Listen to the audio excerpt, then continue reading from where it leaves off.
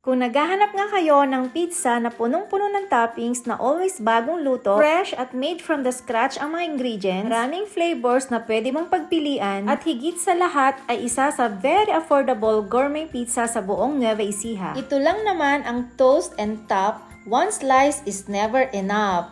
San ka pa? Tinikman ko nga ang kanilang Mexican pizza na sila lang meron dito sa Nueva Ecija. May toppings na sibuyas, bell pepper at umaapaw na cheese at giniling. Sa halagang 309 ay talaga namang sulit na sulit yung bayad nyo mga mare. At tingnan nyo naman, hindi talaga siya tinipid sa ingredients. At ang napansin ko pa mga mare, kahit matagal na siyang naluto, hindi talaga tumigas yung dough. At kahit ipainit pa daw ulit, hindi talaga titigas. Uy, nagbi-melt na siya sa bibig kasi hindi nga siya dry. Babalik nga ako dito para matikman ko naman ibang mga flavors. Ito ang mga ilan na dapat nyo matikman sa gourmet pizza. Madaming flavors na pwede nyong pagpilian na overload sa toppings. Matatagpuan ang Toast and Top sa Rizal Public Market, beside Partners Hardware at Med Zion Drug Mart. Open sila ng 9 AM to 7 PM. Kaya tikman nyo na mga mare. Tikman niyo po ang ating gourmet pizza from Toast and Top.